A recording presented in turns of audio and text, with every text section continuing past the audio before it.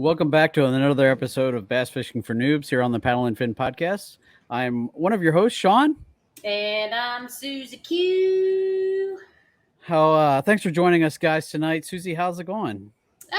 It's going okay. I'll admit, I had a rough. Was that last weekend or the weekend before? It feels like it's been a blur. I had what was probably one of the worst tournament weekends I had ever had. You had some interesting catches. Oh, I'll say that. If I would have been in a multi-species tournament, it would have been awesome. Not gonna lie, it would have been awesome. But yeah, tournament-wise, I have a love-hate relationship with the Madison chain for this exact reason.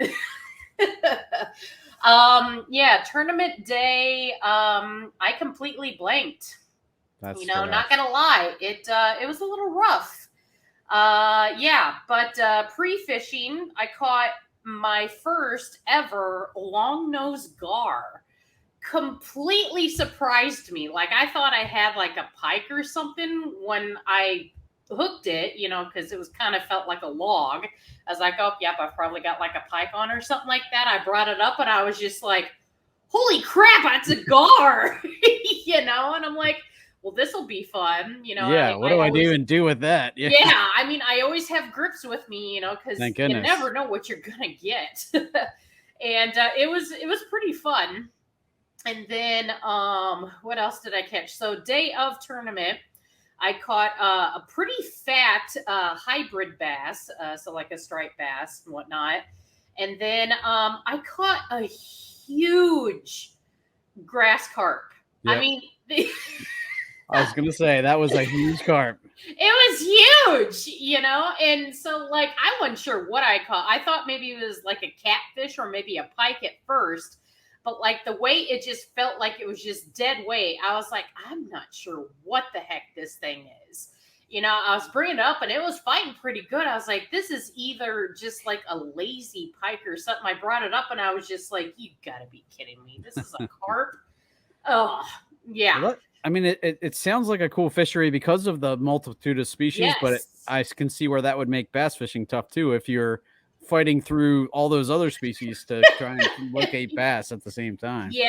Yeah, and that was also the struggle too. Is I was throwing the jerk bait a lot too, because that's one of my favorite ways to try to catch smallmouth, and I lost 3 jerk baits to some kind of toothy fish, whether it was gar or pike. I'm gonna guess pike, because I had a lot of follows when I'd be reeling it in. I'd be like, no, because I'd see it coming in, because I'd be jerking it in, jerk, and then shoo, nothing on the end. I'd be like, damn it. So that's just kind of how it is with some of these lakes, that have the multi-species in it and everything. So yeah.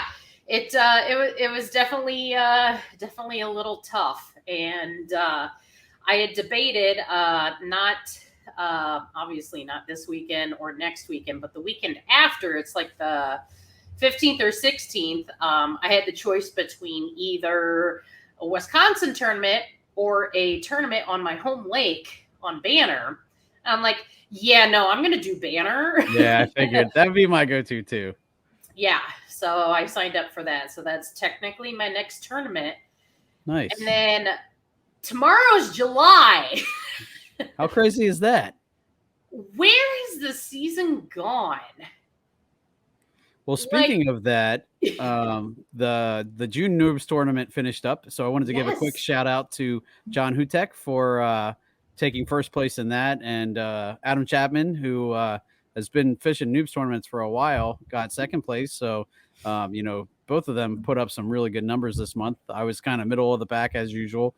So congrats to those guys. And by the time this is up on Monday, July should be going. And, so we're looking forward to another month of Noobs tournaments. So definitely sign up for that if you guys are interested. So. Heck yeah. Yeah. So, yeah, besides that, July, I really only have the one tournament, which is, I mean, I've got like maybe a couple of lines that are like, like I've got a month long, and then I've got one that's like a choose your own day out of like a 5-day span, and then that's kind of about it. Nothing really too crazy. And then in August, we have a championship. God, that's weird to say already. Yeah. And then, I don't want to think about this yet. Like, man, this is crazy how fast the season's already going by. So I don't want to think about it yet. We're just getting into July. So yeah, I don't want to think about that yet. We still got a ways to go. So, yeah. Well, hopefully tonight's guest will be able to help us all with our fishing a little bit. I know one of the things that I started, the last 2 tournaments that I fished were both on very, very grassy lakes. And I struggle in the grass. It drives me bonkers. I hate bringing back my lure and having to clean it off every friggin' time. It just drives me nuts. So that's what the Madison chain was. It was like a carpet of grass. Well, that should go well with our topic for tonight then, because we're going to talk about bass in the grass. And I actually was looking around for people to talk to about this, and I came across an article on Jackson's page. And so our guest tonight is on Team Jackson, but he has way, way more experience than just that. So I want to bring him in and let him talk about that, because I'm not going to even come close to covering it all. So welcome to the Noobs Show, Joey Monteleone. So thanks for coming on and welcome. Oh, my pleasure. Thanks for having me. This is when you get to do this stuff, it turns it for the people who have the passion, they completely get it. And I see you nodding your head in agreement, which everybody does that has a passion. The other people, we could talk to them for 3 days and it's not going to make any difference. They're going to say, why are you out there? It's hot and there's snakes and there's bugs. And, so you can go through the whole thing. But my introduction to the paddling was in Missouri, where was my original home state, and we would take what we call float trips. And then once I moved to Tennessee, I got a chance to guide. Well, I went up to the Quetico. You all call it the Boundary Waters when you go through Ely, but I went up to the Quetico and fell in love with it and guided up there for the next 27 summers. So I got a lot of paddling in there. But when Susie's talking about the smallmouth more, but I'm telling you, the smallmouth fishing, it ought to be illegal. There's no way. The only thing that happens is it spoils you from wanting to come back to reality. You're talking about catching 3, 4, 5, and 6 pound smallmouth. Oh. Legit. I had an 8. I had an 8, my biggest smallmouth ever, and they're hitting spinner baits and buzz baits. It's like dying and going to heaven. Yeah. So it was good stuff. But career wise, I've been really lucky. I had a regular job, so I'm not the guy that quit my job to go, fish tournaments and all that, and got nothing against the tournaments, but I like to compete against the fish and nature and myself. And so I had a real job with a Kroger company that's a food company in manufacturing. And I was really lucky to have a lot of time in, a lot of vacation, and I was really good at what I did. And I was salaried, so I'd only work like 5 or 6 hours a day, and then I'd go play. So I'd go fish everywhere I could find, I would go fish. And so it worked out really well. I got into TV for about 35 years, got into radio, which I still do for about the last 40 years, been outdoor writing for 40 years. I was a public relations director for Browning in Ogden, Utah. I did that from a distance. I did that from my home in Tennessee. Karate instructor for 20 years. Wow. And in my spare time, I fish a lot. Holy cow. That's awesome. I've authored 3 books too, and my first one was called "I'll Be Tennesseeing You," because when we're doing TV shows, nobody's going to remember Monteleone. So I had to have, forgive me for saying this, but a hook. So my deal was when I released my first fish, I'd say, "I'll be Tennesseeing you." Well, that got so popular that I actually copyrighted it and made it the title of my first book. My second book is called 60 Seasons, which chronicles no secrets, every different thing that I could think of, every tip that I could think of, and it could be long or short, or about turning a spinner bait to a spinner bite, or bass in the grass, or until depth do us part. So that book has gone really, really well. It's got about 160 tips in it and some stories that go along with it. And then my last book was a novel, because I wanted to kind of stretch myself a little bit and see if I could do that. But your topic of bass in the grass is a fun one. It's awesome.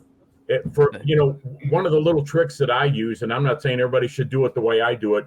If you're fishing and it's not fun, you're doing it wrong. So one of the things that I do is I will take a 5/0 hook and make a leader and put a swivel on the top of it, a really good swivel, about a 12-inch leader. And your problem with the moss, spray that with cooking oil and stuff a styrofoam packing peanut inside your tube and throw that across your grass and watch and see what happens. Because that tube will float. The cooking oil will keep it coming across there, and that it's weightless and weedless. So it's going to be probably a spinning rod, and you may want to throw braid. And I put a fluorocarbon leader on there, but boy, is it fun. I mean, it is really fun. That and a floating worm is a big deal for me, especially if there's a little pocket, just like you would a frog. Throw that floating worm, and I throw 3 colors: white, pink, or bubble gum. If you're afraid to call it pink, you can call it bubble gum. And there's one called sherbet that's a mix of orange and pink. And I don't know why they like it. I just know they really do hit that well. And it's the same setup, just a smaller hook, and throw that floating worm through there. Man, I'm telling you. And if you're a frogger, and if you're not, you'll do this when you find lily pads. And we have a lake that I fish that's got what we call dollar pads. I got the big lily pads right in my backyard. I live right on a lake, so I've got the big pads, but the little dollar pads. One of the things I think where people kind of miss out is that they don't look at detail. If you ask 100 people what's the color of the underside of a dollar pad, I bet you none of them get it right, and it's red. Okay. So knowing that, what I throw usually is a white bottomed, and I don't care what color the top of the frog is. That's for me. That's not for them. They couldn't care less. Right. So I either throw a straight black frog or I throw a leopard frog, white bottom and the leopard frog pattern on the back. And if you don't have the right equipment, you're going to really get frustrated. So it's going to be I got to design some rods. That's another feather in my cap and a whole nother story. But I designed some rods that were heavy duty for people that were just shy of musky rods. And I'm throwing 40-pound braid, no leader. And then when you're tying that frog on, use a Palomar knot backed up by a clinch knot, because sometimes that braid will slip. And then if you find those pads, you have to you don't want to anticipate the bite, because that's when you'll take it away from them. But throw it back in those pads and just hop it, skip it, and figure out what the cadence is going to be, what they're reacting to. And I'm not the best, but I had one 2 years ago, 9.5-pound largemouth on a frog. And man, I'm telling you, it was so awesome. It was so awesome. And this isn't a brag. This is just historical.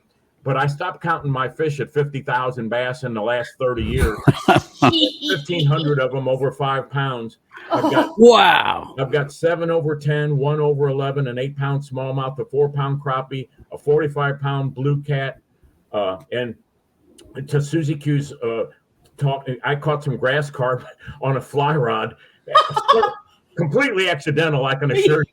It took me like 45 minutes. I was just gonna say that's a time investment right there. Yeah, but one of the things that when she was talking about this, that when you have baits that are crossover baits that work like that, those are the baits you want to stick with. And in my first book, I've got something called the 1-year rule, and I talk about you can have all the baits you want, you can have as big a tackle box as you want, and at the end of the year, or the end of the season, if you didn't tie it on, it didn't get wet, or didn't catch a fish, you got to take it out. In about 4 years, you're going to find out you got a little tackle box with baits that work everywhere that you go. Because I was lucky. I got to fish, besides guiding in Canada, I got to fish the freshwater lakes in Hawaii, all expenses paid. Yeah, it's a tough job. I fished. I filmed a video for Bass Pro Shops in Mexico. Caught 99 bass in 3 hours.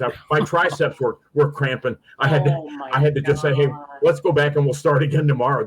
It doesn't take much to make a video when you're catching fish like that. Yeah. And then the Canada trips were just vacation trips for me that just brought some jingle back in my pocket. And I got to guide people in there and give them that, I call it once in a lifetime, but you'll want to come back every year kind of a trip.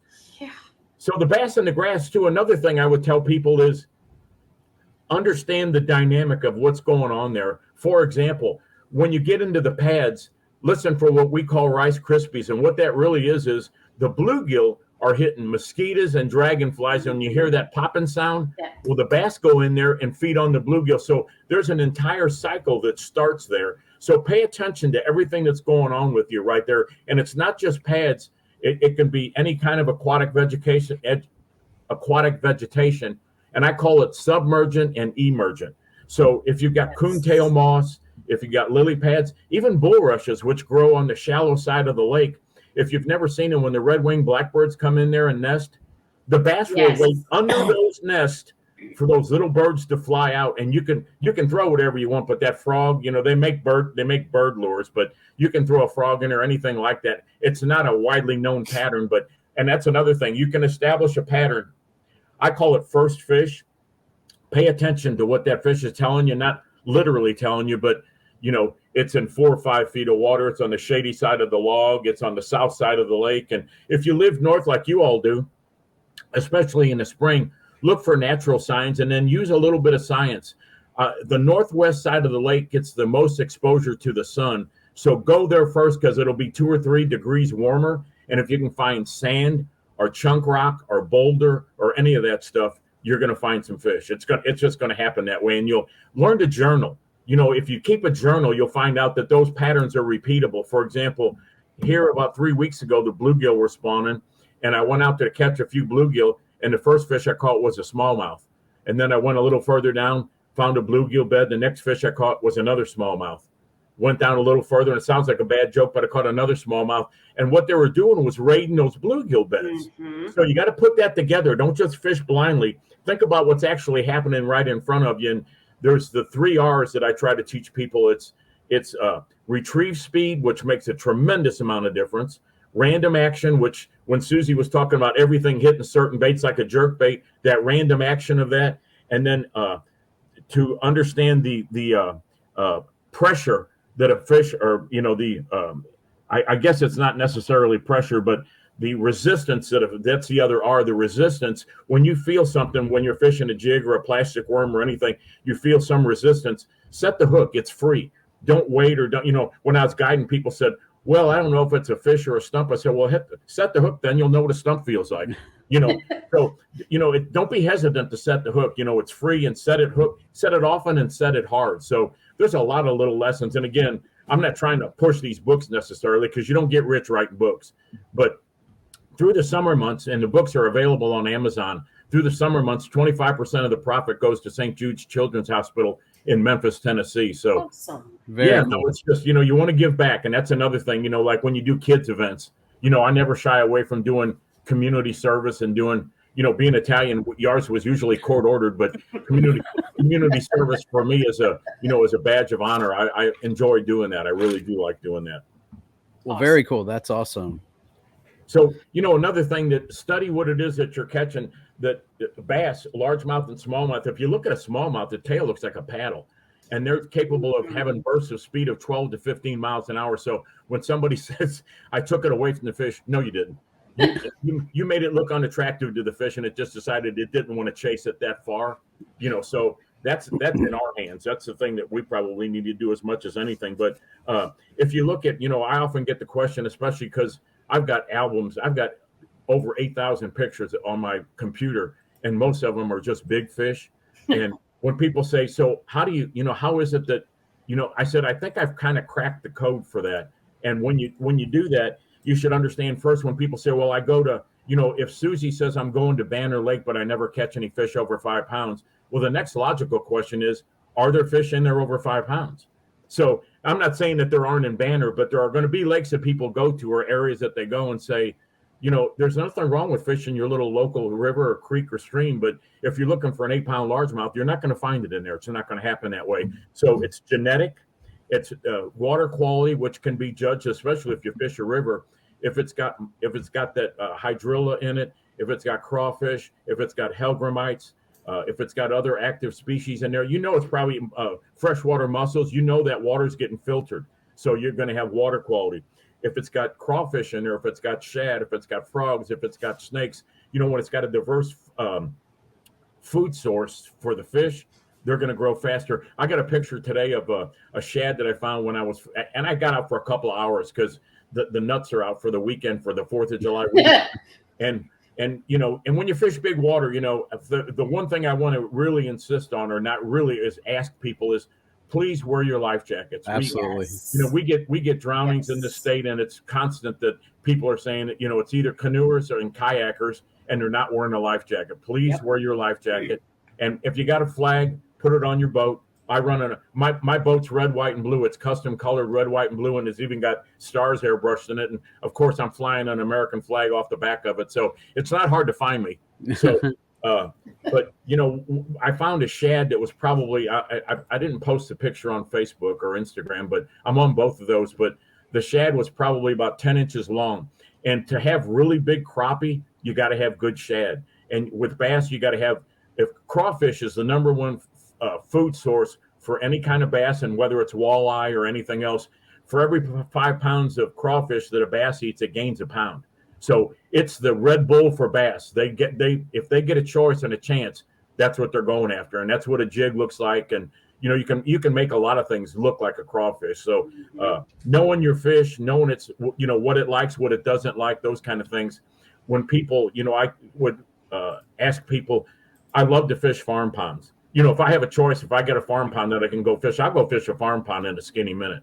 So, I mean, it's no matter where you live, those are going to be the places that really don't get a lot of pressure, and they're a good, it's like a laboratory for people that like to fish.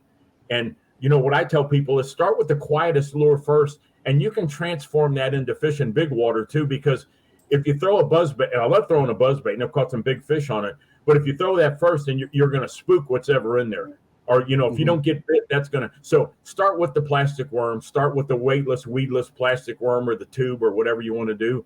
And then move up to, maybe a spinnerbait, and then a silent crankbait, and then maybe the rattle trap type bait, and then maybe the buzzbait. And what you'll find out is if you're not spooking those fish with a plastic worm. So it works in the inverse. If you're quiet first and you're unassuming, it's probably going to help you catch a few more fish. And, another thing that people don't really look at, and I have a lot of material that I do. I do radio every morning for AM 650 WSM, and people said, it's an AM station. I said, yeah, it's a little old AM station, 50,000 watts, hits 38 states. Yeah, so we get a little bit of fan mail. But one of the things that people kind of forget is those early lessons that we had about fishing a pearl-colored curly-tail grub. They even put them in survival kits for the military. That tells you probably all you need to know. Wow, that's awesome. So, we kind of get away from that. And, we're in an industry where people want to talk about things being sexy.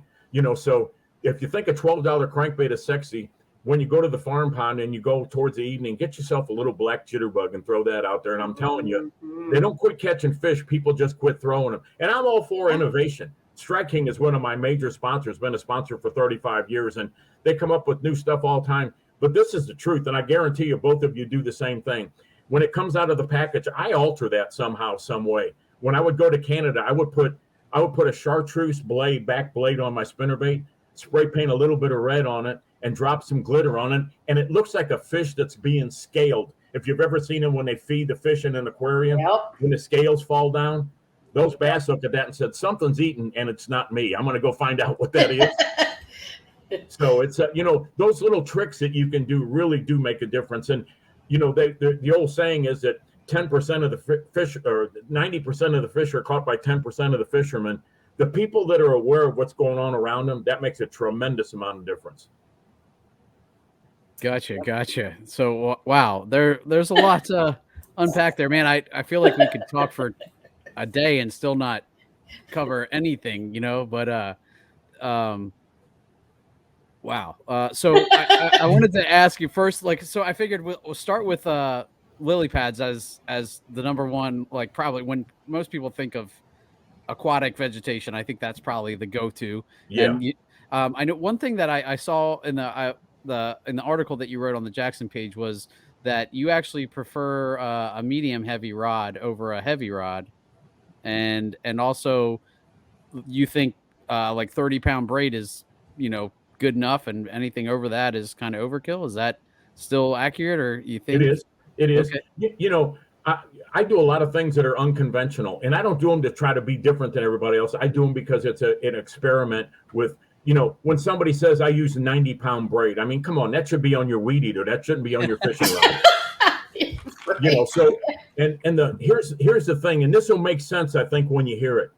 if you're throwing a medium heavy rod and you're throwing 30-pound braid, that braid is making up the difference in the not having the stiffer rod. You know what I'm saying? There's zero stretch. Monofilament's got 10 to 15% stretch in it. So we did that for years. I don't advocate that for frog fishing, but but when you take that braid, the smaller diameter is going to be a little bit more of a help to you from a casting standpoint, because I like to stay off my fish. I really do. And we got the advantage of, I call it ninja stealth mode because of my martial arts background, but where you can kind of glide in to an area and be really unobtrusive. And I know people like to pedal and people like to put trolling motors on there.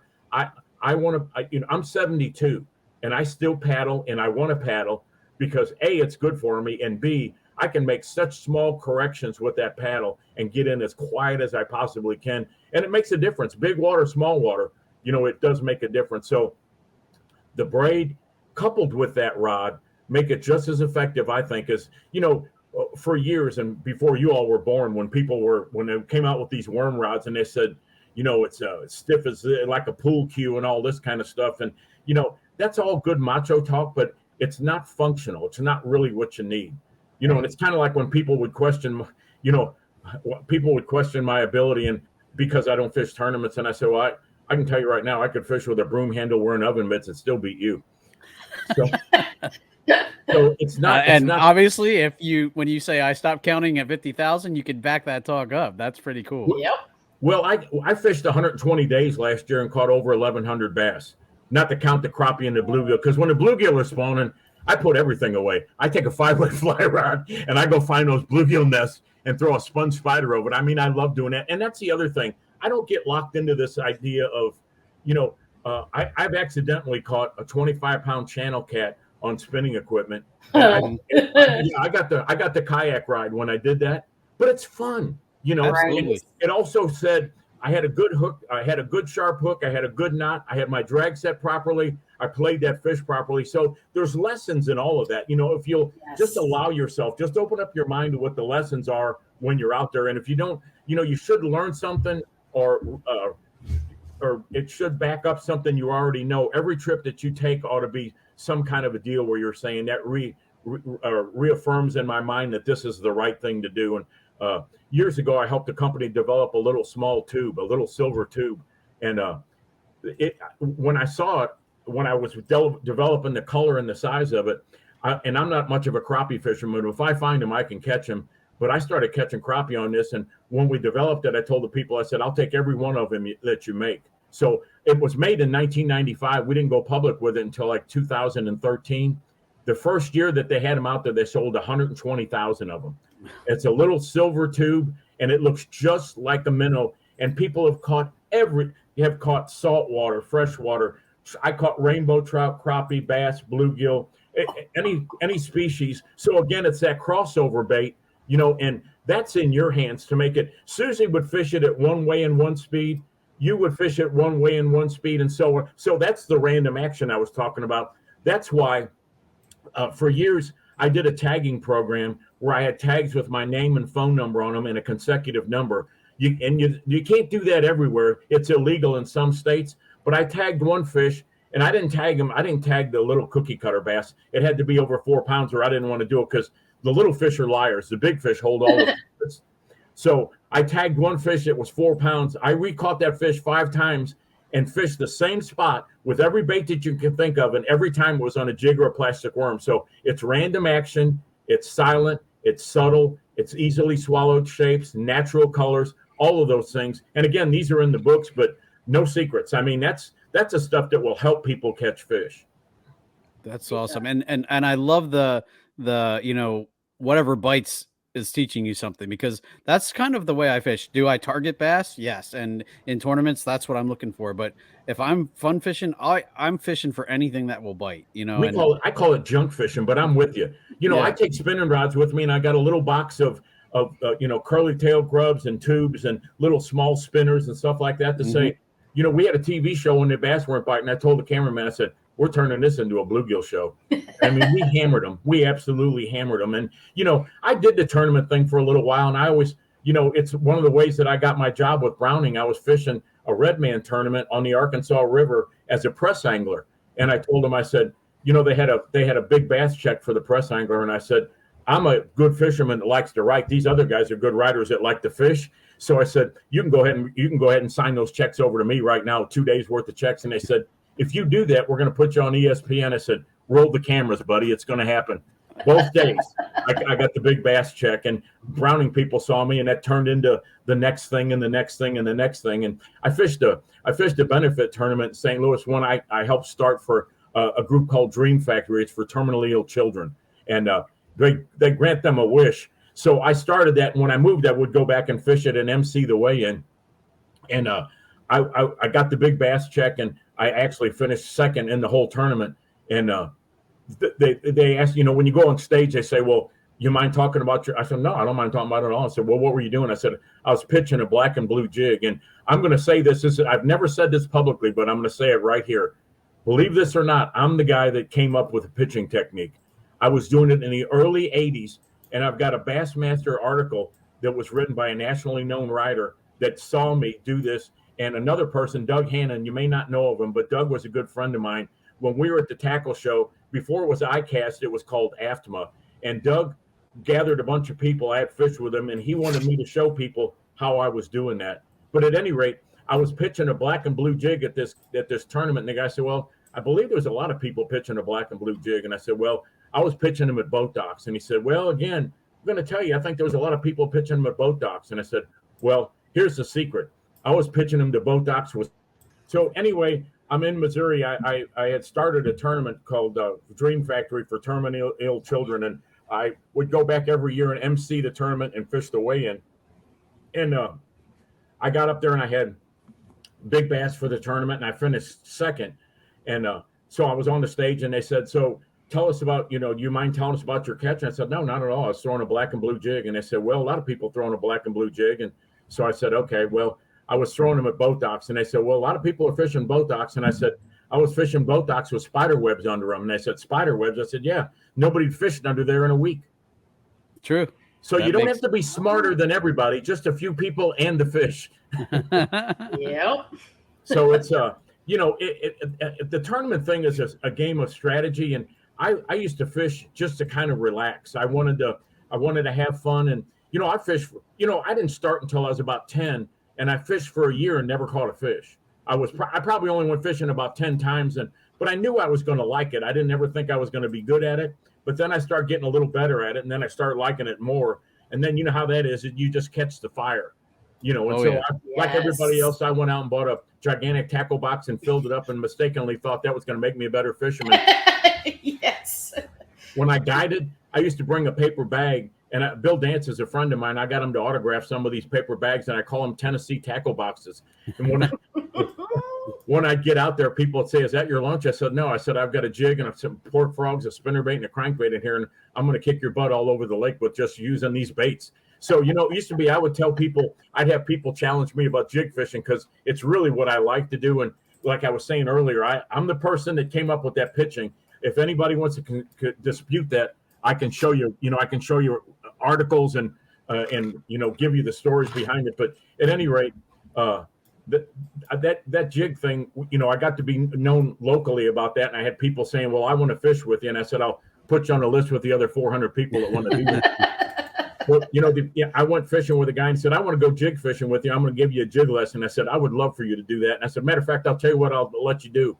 You can have the front end of the boat and you can pick the color of the jig. I just want to pick the weight of it.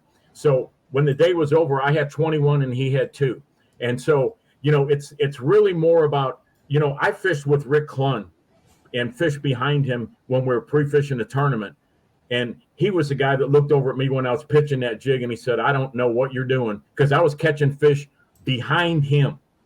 So that right there tells you that there's something to all of this stuff. But I used to do that. I started fishing that way because I fished a small river in Middle Tennessee. And to get under the branches, I use that pendulum motion to do that. And everywhere I went, people were just astounded. And then I just did a reels for Facebook that has me pitching into a little bass koozie from 30 feet away. And I did the little tick, tick, boom thing with it. And And then I did it at boat shows. People would pay me to come out there and put a little cup out there and pitch a jig into it. And then when I got really good, just right-handed, I started doing it left-handed. Then I started doing it with 2 rods. So nice. That got a little bit more difficult than people would realize. But, I had people all the time thinking, they said, well, I can do that. I said, well, go ahead. Or they thought there was a magnet in the cup, or, there was always somebody. There's always, when you make a name for yourself, you're going to have some people. I don't want to call them haters, but they're people that are not, let's put it that they're just not fans, kind of a thing. Luckily, I've got a lot of people that have supported me over the course of the years. And, when you talk about a list of sponsors, mine's like an all-star list. I've had everybody. I've had, I had the chance to go full-time the tournament deal, and my kids were little, and it just wasn't for me. I didn't want to leave home and leave my kids behind. I didn't have kids, and I'm not knocking anybody else's choices. It just wasn't a choice for me at the time. And I said, I'll go and do the media thing. And so for 35 years, I did boat shows all over the country. And I did the Bass University. I was the only non-tournament guy doing that. I did appearances with Denny Brower and Rick Clunn and Jimmy Houston and all those kind of people. And I was the only non-tournament guy that they had on their staff. And it's not because I'm any better than anybody else. Actually, it's the other way around. I'm the guy next door. When people would say, oh, you're on TV. And I said, it's no big deal to be on TV. Just go rob the local 7-Eleven. You'll be on TV. It's true. It's true. Believe me. But I am the guy next door. I'm not doing anything that anybody else can't do, because I mean, my first kayak, obviously I was sponsored, but because I've already made a name for myself, and I had Bending Branches and Jackson and Strike King, and I got a list as long as your arm. And I'm not, that's not a brag. That's just, I've been lucky to be in the right place at the right time. I'm not doing anything that somebody else can't do if they're willing to go out there and put in the time. That's the key. Put in the time, be aware, be willing to learn, be willing to listen, adjust. I try to master or get better at one technique every year. And crankbaits were my worst. I just finished a blog post called My Tackle Box, Where Crankbaits Go to Die. I actually saw that one when I was started reading your stuff, and if you see me throwing a crankbait, I've tried everything else, and now I'm saying, okay, I'll throw the crankbait. That's how I am with like the Ned rig and drop shot. And now the drop shot is really effective in clear water with a lot of, again, situational. My fishing partner Debbie, loves the Ned rig, and last year, she was with me every day, 120 days. And she caught over 700 fish, and a lot of them were on soft plastics. Wow. And I hate the Ned rig, and I'm like you. I won't throw it. I just won't. And the drop shot, I've thrown it to show people how it works, and I've thrown it in tanks and, done that, and done it like in other waters that are kind of open and clear and all that. It's kind of like a jig and spoon. I used to take one when I do seminars and hold up a jig and spoon. I said, anybody want to learn how to fish this? And people would raise their hand. I said, you're in the wrong spot. I don't throw these. And I put it back in my hand. I don't want to stand over a point in 30 feet of water and vertically jig a spoon. I'm sorry. I don't want to do that. I'm with you right there, 100%. Yeah, I'm not doing that. And, the other mindset is, if you are a tournament person, I go back, and again, I'm not knocking that, but I tell people, you're fishing for 5 fish. I'm fishing for a 5-pounder. And there is a difference that I'm satisfied to get my string stretched 2 or 3 times the trip. And, this is, I always say, that's why there's chocolate and vanilla ice cream, because everybody likes something different. Like the people are dedicated to catfishing or crappie fishing or whatever that is. Again, for me, just be out there, introduce somebody to it, go out there, enjoy yourself, learn something, be really, really safe, and be an example for people. What we're doing in this industry, each one of us is an example. You can be a good one or a bad one, but you're still going to be an example. Yes. Somebody's watching. Yep. Somebody's watching you. And, when I would do, whether I'm doing radio or whether I'm doing personal appearances or boat shows or seminars somewhere else, whatever that is, or writing an article, I hold myself up to a criteria that if somebody says, that looks like fun, I think I could do that, or I want to try that, then I've done my job. So that's the whole point, is getting people out there. And I never want to make people think that they can't do what we're doing. It's just not that difficult. Simplifying this, when people say, what's your electronics? I said, it's a pair of $29 sunglasses, and I said, I don't, again, I'm not, the introduction of live scope just proved what I've been saying for 30 years. It's not hard to catch fish. It's hard to find fish. And I use some really basic criteria. You know, if I see a limb sticking up out of the water, I'm going to guess and say, I bet there's a tree under there attached to that limb. You know, or if you know, like I was talking about the northwest side of the lake, if you find rocks or gravel, if you find rock and boulder rock, crawfish live there, bass are going to be there. If that water's 2 or 3 degrees warmer, and people say, well, if you don't use electronics, I said, I have a pool thermometer tied to a piece of braided line that I throw out to get the surface temperature. Really high tech. So, yeah, I mean, it's really simple stuff. And, you know, all that stuff makes a little bit of a difference. And, you know, be a student of this. Everything that you're doing, try to be a student and keep learning and learn from other people. You know, be willing to listen and learn. And, you know, the way that I do it isn't the only way to do it. It's just the way that I do it. I'm not saying everybody's got to throw a medium heavy rod and 30-pound braid for frog. And if you want to throw a heavy rod, first of all, the name itself says it's a little heavier. And secondly, when you're throwing 80-pound braid, you know, if you want to do that, you can. But I mean, you could bring a school bus with you with 80-pound. Sure. So, I mean, you know, and it's, you know, you'll develop your own system. You know, I tell people that when it comes to the crankbaits, you can have 3 different colors. If you have a shad pattern, if you have a crawfish pattern, and if you have a fire tiger pattern, you got all the 3 colors that you need. Those 3 colors will catch fish. Everywhere that I've ever gone, I can catch fish on that 3 colors of crankbaits. I mean, we get to the point where we see somebody else, and we're all guilty of this. We'll see somebody else fishing it. Somebody catches a bunch of fish, somebody on a TV show, whatever, and we say, oh, man, I can't just get one of them, because if I buy one and lose it, then I'm out. So I got to get 2 or 3 of them. And, you know, so it's kind of a disease for people. But to me, the minimizing, you know, I learned that when I was guiding in Canada. I'm in a wilderness canoe area, and you can't take all the stuff with you that you need or that you want. You take what you really need, and you learn to minimize. And realistically, I challenge myself to do what I call, it's a Plano 3600. It's a one-sided tackle box that's got about 8 compartments in it. And I tell people I can take that, and I do change it seasonally, you know, that I start throwing, like when I'm throwing top water, you know, I might put some top water and then take that out. And if I'm throwing lipless rattle baits or something like that, I might add or take one out. But you know what you're going to fish when you go out there already. I mean, people can say what they want. I'm not saying there isn't the oddball days when something different happens, but you already pretty much know what you're going to fish. And it goes back to that 1-year rule that everything you got in there, if you keep doing that after 2 or 3 years, you're going to know that everything you got in there has already caught a fish, so you can do it. Yeah. So the retrieve speed is something I really lean on heavily also, that I tell people that, you know, and you'll find this, I think it's true most of the time. You know, there is no never and always in outdoors. I hunt and I fish, and so there's no never, there's no always. You're not sure what's going to happen when you go out there. It's always going to be a mystery. And what we say is we bring the adventure with us when we go. But if you use smaller lures and slower retrieves, you'll almost always catch a fish. When it's really ugly, a smaller lure and a slower retrieve will always catch a fish. So, you know, my deal was I never wanted to be skunked.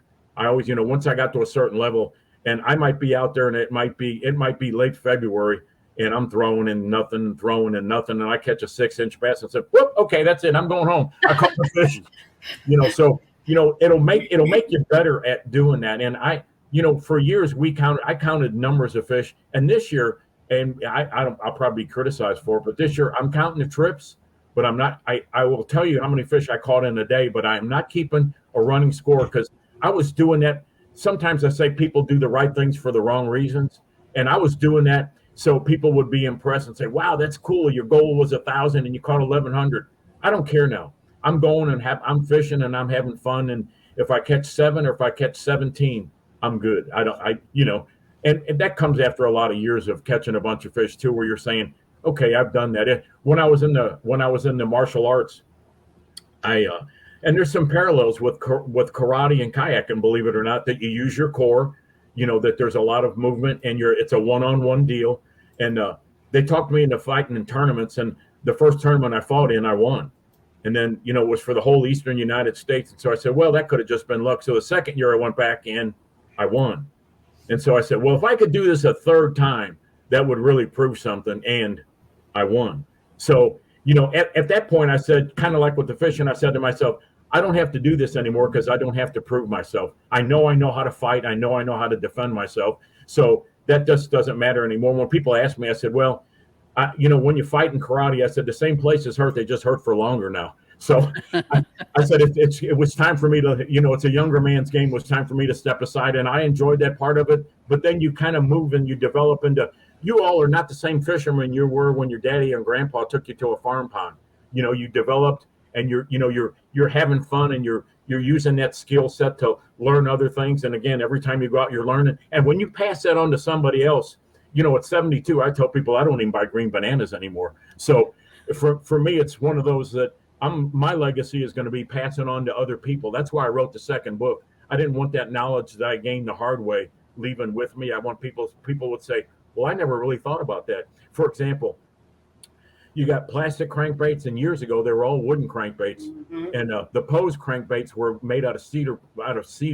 And so I told people, I said, do you think they run the same? And I said, yeah, probably. And I said, well, they don't, because a plastic crankbait is fused together, but it's got an air chamber in it, and air when it gets heated. So I don't care where you are in August, it's hot. So that crankbait's not going to dive as deep as it does in March. A wooden crankbait will dive the same every time, but the plastic won't. It'll ride a little bit higher. So, people said, how do you think about that? And I said, I got nothing else to think about while I'm out there fishing, because I'm not smart enough to think of two things at the same time. Well, it's funny you say that too, because I mean, there's times when I'm out on the water and I find myself getting frustrated if if I'm pressing not to skunk, and I find if I just sit back and remind myself why I'm out there for, that I'm out here to do this for fun, and it shouldn't be something that is stressing me out or making me angry or upset or frustrated. And then once I do that, then I calm down, and then I usually catch fish. Well, there's a level of confidence that I'll tell you another story real quick. We were filming a TV show up here on one of the state lakes, and I'd never been on the lake before. And I've got a wireless mic on, and they've got the head of the state lakes department in another boat with a cameraman, and then we got a tech guy. And so I say, when you're doing TV, just like when you're doing this, you can start it and stop it when you want. So I said, roll on me. And so I'm doing what we call a stand-up, and I said, there's a limestone rock bluff right there with two mud banks on the side of it. And I said, I guarantee you that limestone is broken off, fallen at the base of that, if gravity's working like it has for the last 2 million years. And I said, there's a crawfish living in that limestone rock, and I'm going to throw a soft plastic crawl in there and catch a fish. First cast, I caught one that weighed about 2.5 pounds. And the lady in the boat with the cameraman said, have you ever seen him do that before? He said, 500 times. It's nice. It's not, I when you start patterning fish, I call it, the first one's luck, the second one is what we call a clue, and the third one's a pattern. So if you're paying attention, it becomes fun because it's a repeatable pattern. Mm-hmm. Right. Yep. I was curious, when you started paddling, what did you have to change anything at all? Like, I'm thinking about your pitching, and did that have to evolve at all when you moved from like a boat to a kayak? What was that transition like? Well, and again, I'm not leaning on, it's like, I'm not claiming any big hero status because I was in the martial arts, but it does give you really good balance. And I've always stood up in the boat.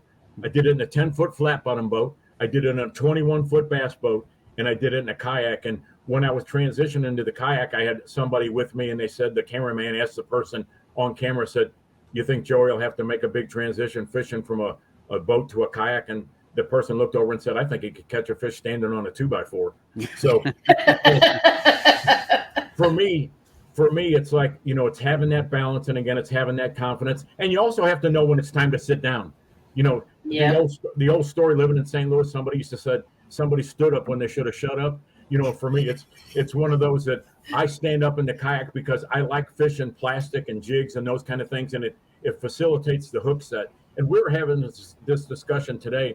My partner Debbie and I, we were talking about, I'm sponsored, so I get rods and reels and whatever. And we were getting her a rod, and she said, that rod's a little bit long for the kayak because she pedals and she sits when she's fishing. And I said, well, you don't want to lose that extra half a foot, going from a 6.5 to a 7. You don't want to lose that in the 7 because you get a longer cast, you get a better hook set, and it allows you to play the fish more effectively. That's all 6 inches of rod, nothing more than that.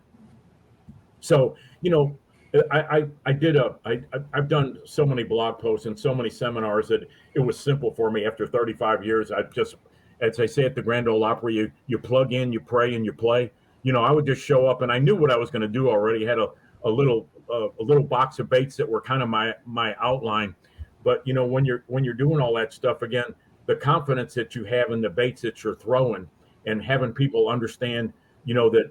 For example, I will take a cup face popper and shave the face on it because it changes the sound of it. So Susie's throwing a pop R or a Spitting King from Strike King. You're throwing one and I'm throwing one, and they all sound the same. Well, I changed the sound of mine. Mine's got that Barry Manilow, not Barry Manilow, but the guy from Motown. Barry White. Barry White. It's got yours has got mine's got the so sound travels through water 5 times faster than it does through air. So that's going to be, there's triggering and attracting qualities to every bait that you throw, artificial bait. So the attracting quality, some of that is sound, and sound can be a negative thing for spooky fish. And we were doing a TV show one day, and I had somebody in the boat with me, and I was up front running a trolling motor. And I saw, if you see where 2 objects intersect, like you have aquatic weeds and wood, that's a place that you want to throw every time. So I saw a fish in there, and I saw the fish zoom out. And if the fish leaves out straight, it's not as bothered as if it zigzags. If it zigzags, it hurts something it didn't like. That fish will go off, and it may eventually come back, but not soon. The fish that goes out straight, that's just something a little uncomfortable. So I said, watch this. I pitched a jig in there, and the water's clear enough. You could see that fish swim up to that jig. I twitched it once, and it ate it. And the guest with me said, that was awesome. And I said, it's really simple, that if you're watching the behavior of that fish and you understand, for the people that fish muskies, when they get a follow to the boat and they go into a figure 8 rather than just lifting it up and saying, well, it didn't bite, that muskie is so locked in on that bait, it doesn't see the boat, it doesn't see the fisherman. All it sees is that lure, and it's a predator. So it's looking for that. So understanding that makes you a better fisherman, better outdoorsman. It makes you actually better at life because you become more observant. In Japanese, it's called zanshin. It's the awareness of everything around you. So if you live in St. Louis, you either have that or you don't live. So it's one of those, that you have that awareness about you, and it really is helpful in the woods. Again, you'll see mayfly hatches. You'll see bass chasing bait and pick up. I have a rod rigged up with a small buzz bait or a topwater bait that I can throw into there when they're chasing that bait. That's almost a sure thing every time. If you miss a topwater strike, follow up. Have a soft plastic ready and throw right in behind it. And a lot of people, we know that, but a lot of people don't. We don't want to assume that everybody knows that, but it does make a difference. It really does make a difference. Absolutely. Awesome. I wanted to, we talked about lily pads a little bit. How about submerged grass? Like, what are you throwing there? I know you talked a little bit in the article about like running a crankbait over top, or do you ever fish down in that grass, or are you mainly staying out on the edges or in the top of it?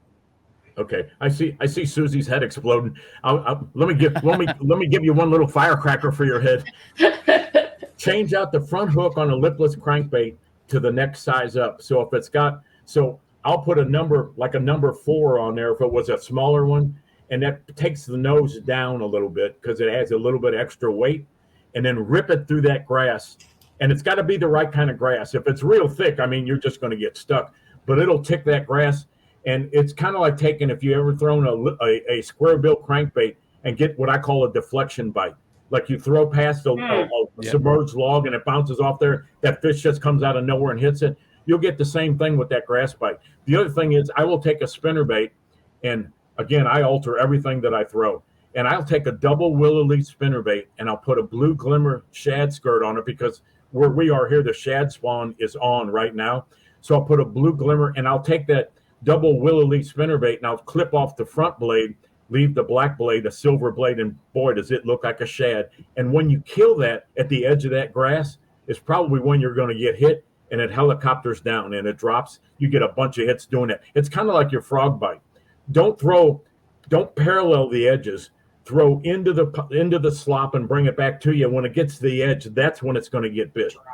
Most of the time, that's when it's going to get bit. So that's the observation skills. So that a spinner bait, and most people don't even make these anymore. They're kind of hard to find. So you can alter your own, or you can find them. I'm sure now with the advent of Amazon and online and whatever, find some short arm spinner baits and get one that's no bigger than 3/8 ounce, a 1/4 ounce if you can get it. Throw that on your spinning rod and throw that just above the grass line. And again, it's kind of like those fish are down in there, they think they're hiding. It's kind of like a 3-year-old with their head stuck under the bed and their body sticking out. They think they're hiding in there, but that comes over the top. And the strike zone of fishing, I'm blaming myself and some of my other media partners for making it sound like a fish will move 50 feet to hit a bait. They don't do that because the return on investment is not there.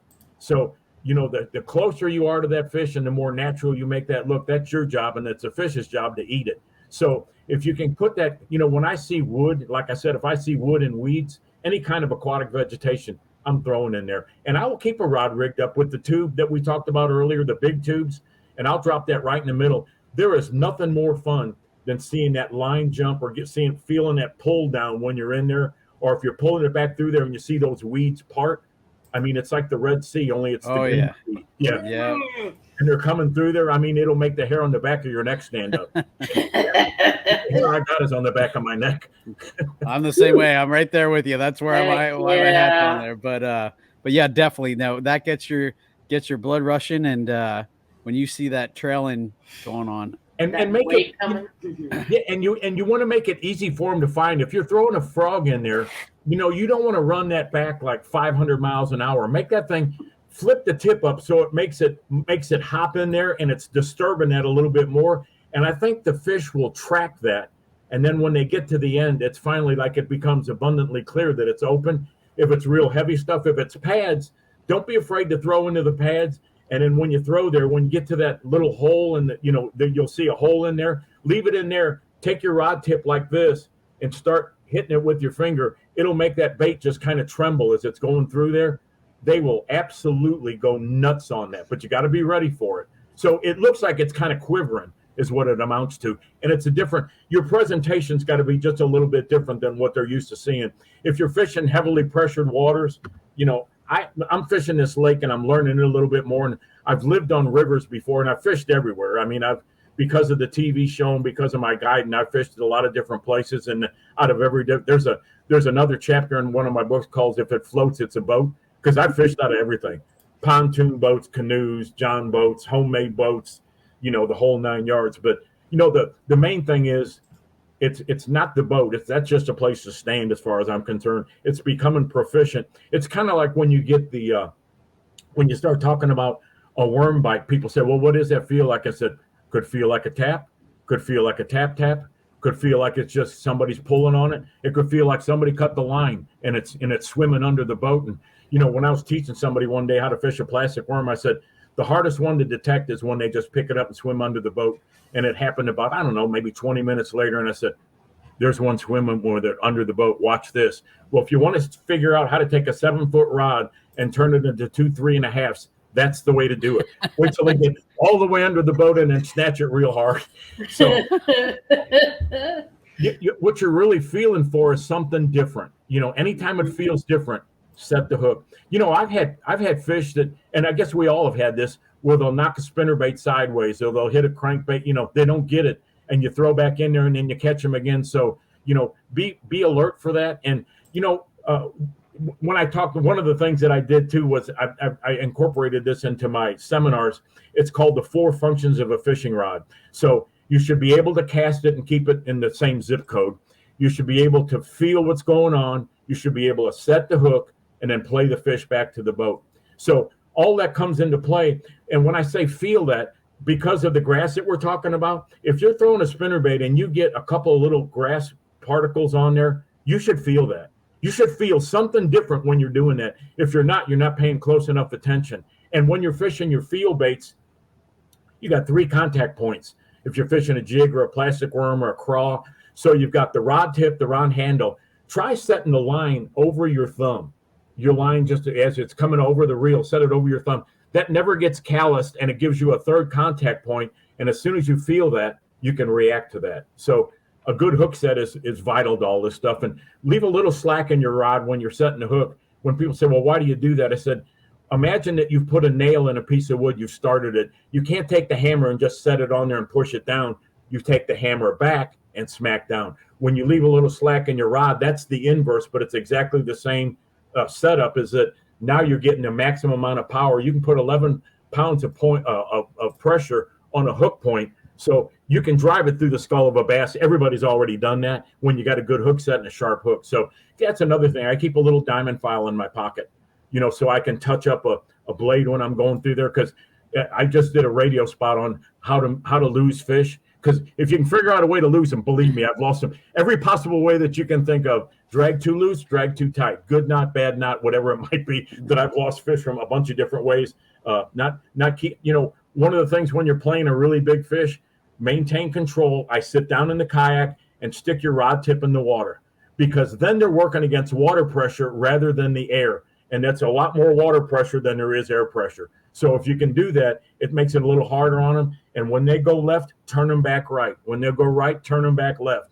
You're wearing them out when you do that. It's kind of like have a dog on a leash that you're forcing them to do something they really don't want to do, and you wear them down a little quicker. And when the water gets to 80, as quick as you can get that fish in the boat, if you're going to release it, you want to get it in. If you don't, they get a buildup of lactic acid. It's like a full body Charlie horse. And you'll see this on some of our home waters, that you'll, after some tournaments, and not just tournament people, but you'll see the floating fish. That doesn't go real well with the residents of the lake. So, there's a lot of little stuff. And if you want to keep your fish alive, if you've got whatever your setup is, if you're a tournament guy and you've got or gal, and you've got a live well, take 2 caps of hydrogen peroxide and put it in there. The chemical sign for water is H2O.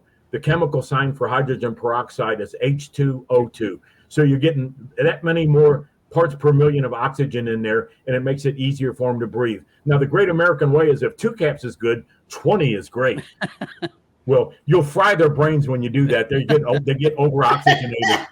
So, that's just a little tip if you want to keep your fish alive, whether you're somebody that carries a little cooler with you, or if you're somebody that's got a live well, whatever, that's going to help you a little bit. Good tips. Yeah, exactly. Holy cow. I can't. As soon as we get off here, I'm gonna go hit up Amazon and maybe order some books, because I'm loving the kind of stuff I'm hearing. So heck yeah, I guarantee you, you're gonna like those books. And I don't care. I would. When you do personal appearances, and again, they're not necessarily haters, but people that want to kind of disprove you a little bit. And I was sitting in Nashville, was my home boat show thing. I was away from me, but it was kind of like where I was most known. And I would always have people in the audience say, well, I've been fishing for 60 years and I done this. And I said, run a trolling motor? The guy said, yeah. I said, how many blades the prop got on it? I don't know. I think it's 2. I said, you ever have trouble catching fish in some of your areas? He said, yeah. I said, put a 3-blade prop on there. And he said, why? I said, it changes the sound of that. And I said, those fish become conditioned. A bass has got a brain half the size of a hazelnut. It's not real smart. So, but they do become conditioned to, if 2-blade sound, hook in the mouth, flopped on the carpet, not a good experience. So, when you change it, and I'd have these guys come back to me and say, you know what, you were right. I said, yeah, exactly. That's why I say, here's just a little bit of advice. You do whatever you want. But, there's little stuff like that makes a difference. It's kind of like the double knot on the braid. When people said, that fish broke my braid. I said, the fish didn't break your braid. It slipped.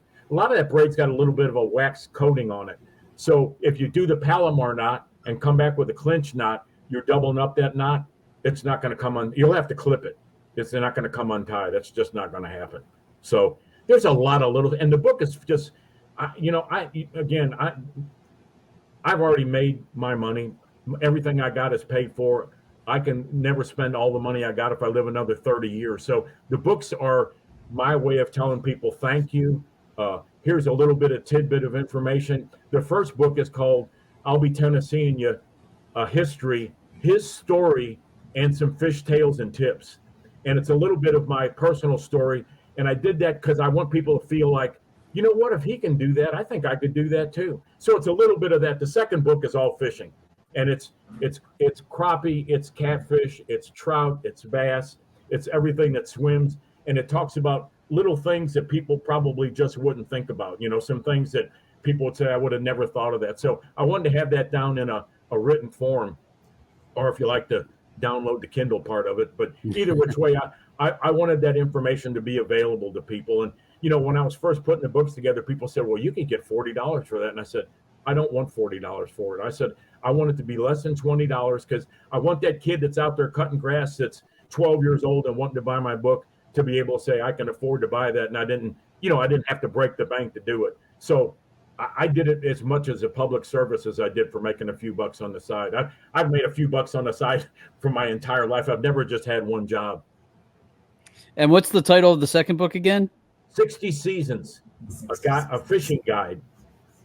That's the one that you should dog ear and take a highlighter and go back in there and saying, I'm going to do that. I'm going to use that. I have people that take that. People have told me, I said, they take that in the boat with them. A gentleman called me the other day or texted me the other day and said, I remember what you said about when the wind blows, pick up a spinnerbait and go to the wind-blown bank.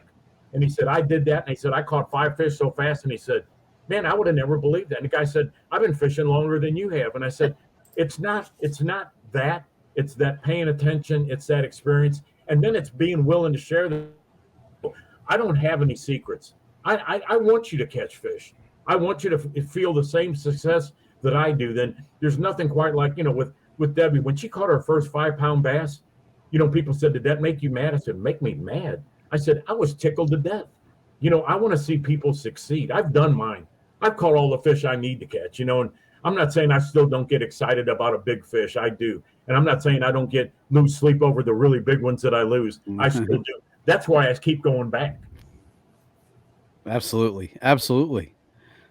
Man, well, holy cow, Joey, we've covered a ton of tips, and man, that's why we do this show is, for those exact reasons to help people get out and catch that same bug that that we have, and to grow the sport and to just let everybody share in that experience that brings us joy, because it's hard to have a bad day when you're having fun fishing. And just another point to me, it's almost like when you're teaching your child how to ride a bike or tie their shoe. When that little light bulb goes on above their head, we can do that with people from the fishing side. And I've taught little kids how to fish, and fathers and sons, or mothers and daughters how to fish, and thought to myself, and they've come back and said, we would have never known how to do this, and now we can do this for the rest of our lives. And I did a program down here called SMART, and it's Single Mothers Are Real Teachers. And I taught them how to fish, how to clean the fish, how to do everything with the fish. And somebody said, well, why don't you do that with fathers? I said, well, if you teach fathers how to fish, they go fishing. If you teach mothers, they take their kids.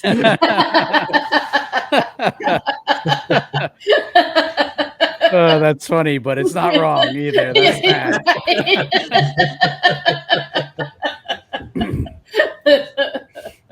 All right, Joey. Well, we're at about a little over an hour, so I wanted to give you a chance to let folks know where they can find your books. I'll actually include links to the books in the show notes. But where can folks find you on social media, and also what sponsors do you have? I know you said you got a huge list, but you can shout out whoever you want, and I'll make sure that we include them in the show notes as well. Well, the books are available on Amazon and some of your bookstores. And check out the ratings. Check out the rate. I welcome people to do that, because there's been a lot of people, all 5-star ratings, and people saying, man, I love the book. It made me a better fisherman. I really enjoyed it, the whole 9 yards. As far as sponsors go, gosh, I've got them, there's another 30 minutes of show right here, but Strike King, Bending Branches, Canine Line, Mid-South Tackle, Slider Fishing right here in Lawrenceburg, Little People, AC Shiners is up in the Ohio area, still a family-owned business.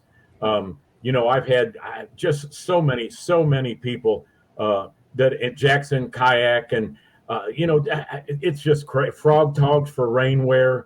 There's just so many people that have been so kind to me and made it easier for me to accomplish what I wanted to accomplish. But there's a bunch of them.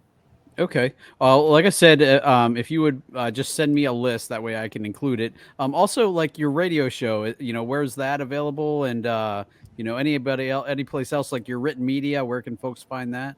Well, the blog posts are on the Jackson Kayak website, and I do Last year, I think I did 30, and they're all educational. And it's not about me; it's about people catching fish and understanding whether you're in a kayak or you're in a cabin cruiser. You can catch fish doing some of the things that I'm talking about. So there is that. And then the radio station is AM 650 WSM, and it's been around for 97 years. Wow. It's the Grand Ole Opry station. We're on the World Wide Web, and it's called Wildside Radio, and it's a little short. It's like a little 10-minute every weekday blurb, and it's not archived that I know of. And we come on at 5:25 a.m. Yeah, and I had to remind my kids that there's two 5:25s. There's that one in the morning, the one in the afternoon. It comes on, and the plus side of that for people on the East Coast, we're hitting them on drive time. And again, we're on the World Wide Web, and it's casual, it's educational, it's a lot of fun. Sometimes it runs 8 minutes, sometimes it runs 20 minutes. It's just like what's going on, and for me, it's kind of where to go and what to throw and everything outdoors. It's when deer season's on, I'm talking about that, and the hallmark of this show has been we're not telling people what happened last week. We're telling them what to do right now and next week. For example, you were saying tournament on Monday. You're going to be right on the full moon. The full moon's going to be July 3rd. And if you think the moon phases don't matter, you read my first book, and I'm telling you, the moon phases make a tremendous amount of difference. Yes, they do. Yes. Gotcha. All right. And what's the name of the little silver tube? It's Mid-South Tackle, and it's the number is 0095 Monteleone Silver Tube. And they make a pro tube that's a little bit longer, and you want to make sure if you order those, they've got a lead head. Get the 1/8 ounce sickle head, and I'm telling you, bring a pliers with you because you're not going to lose any fish on that sickle head. It's unbelievable. And there's also a 0650. It's a silver tube with red glitter, and we've caught a bunch of fish on those too. And again, I don't get anything out of that. The people that run that company are the nicest people, and it's a family-owned business. Good Christian people. So I said, hey, you know what? I've made mine. This is your family making some money. And so, that's the other thing. If I can help somebody, I am more than glad to do that. Well, and then just the fact that you came on and shared all this stuff with us is yes. I'm grateful for that as well. And I can't tell you how much that means to Susie and I that you agree. We're gracious enough to come on and share that with us. So, yes. Thank you. So hit me up again. We'll do something on fall fishing or whatever it is you'd like to do. Or, absolutely. When we talked about junk fishing, that, how we outfit for that. And, fishing, I call it ultralight, ultra fight, that's fun throwing that ultralight stuff. So yeah, anytime if I can be of service, please do. When I did a lot of public speaking, one of the things I used to ask people, I said, do you know what the highest card in the deck is? And they'd say aces. And I said, that's right. If you want to be aces, it's attitude, which can change everything for you. It's C is for what guys don't want to give, and it's not commitment, and it's not cash. It is commitment. But C is for commitment. E is for enthusiasm, which is infectious, and S is for service, and whether that's to your church, your country, or your community. And if you do all that, you'll be aces. I promise you. Amen. That's awesome. Awesome. All right. Well, Joey, thank you so much for coming on. We will definitely have you back on. I'll definitely reach back out, and we'll see what other topics we want to pick your brain. I'll see what I find in the books, because I think that's awesome too. And just the simplifying alone. I go out with the kitchen sink, and you're right. I don't throw half of it, and it's more weight for me to lug around in my kayak, and so that's definitely something I need to work on. So I look forward to maybe talking to you about that a little bit more too. So, well, sincerely, thanks for having me. I really appreciate it. I never get tired of doing this. Awesome. Well, and thank you so much, guys. Thanks for listening. This has been another episode of Bass Fishing for Noobs here on the Paddle and Fin podcast, where we bring you the techniques, tricks, and tips to help you rip more lips. So guys, tune in. Make sure you check out the show notes for all of Joey's sponsors, and check him out. Check out his books and his writing on Jackson. That's where I found him. And thanks again, Joey. I appreciate it. And we will catch you all on the flip side. All right. Thank you, guys. And I forgot to do the closer. All right, we'll close it. Thank you, guys.